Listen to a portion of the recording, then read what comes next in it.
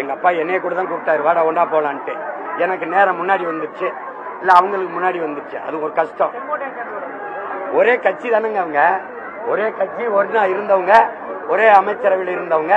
அவங்க இன்னைக்கு ஒன்னா வர்றதுல இது வச்சிருக்கீங்க. அதுல என்ன இருக்குது? நீங்க வாழ்க்கையில யாரையும் ஒன்னா இருக்க விட மாட்டீங்களா? என்னடா எங்க கோயில கும்பிடுற இடத்துலயாவது ஒன்னா இருந்துட்டாங்க. தங்க கவசம் போட்டு விமர்சனம் பண்றீங்க, ஓபிஎஸ் வெள்ளி கவசம் போட்டாரு. ரெண்டுமே இங்க பாருங்க, உங்க மனச்சான்ற சொல்லுங்க. இதுக்கெல்லாம் ஆசைப்பட்டவரா? இப்ப இந்த தங்கத்தை வச்சு நான் சொல்றேன், தெய்வ திருமகன் பசும்பொன் முத்துராமலிங்க தேவர் அறக்கட்டளை அப்படி போட்டு இந்த மண்ணில எந்த பெண்ணுக்கு திருமணம்னாலும் ஒரு வேட்டி சேலையோட ஒரு பவன் தங்க காசு, தாய்மாமன் சீர் வருதோ இல்லையாடா, தாத்தா சீர் வந்துரும்னு உருவானா, அது கோனார் திருதோ, மரவரிதோ, தேவேந்திரோ, நாடாரிதோ, பறையறிதோ, எந்த சமூகமானாலும் பாகுபாடற்று வாழ்ந்த ஒரு மனித புனிதருடைய சீர் வந்துரும்னு உட்கார்ந்து பண்ணினா அது நல்லது. அவர் பேருக்கு பெருமை. நீங்க இதை கேட்டாரா? நீங்க இதை கேட்டாரா?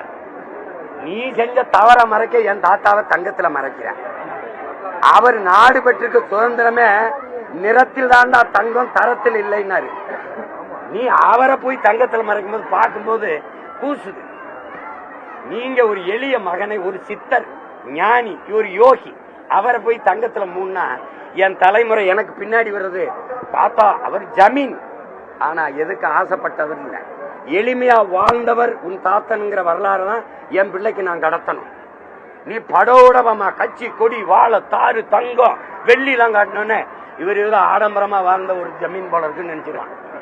இப்ப வரலாற்றை நீ தப்பா கடத்துற, அதனாலதான் நான் அதை தடுத்து நிறுத்த நினைக்கிறேன்.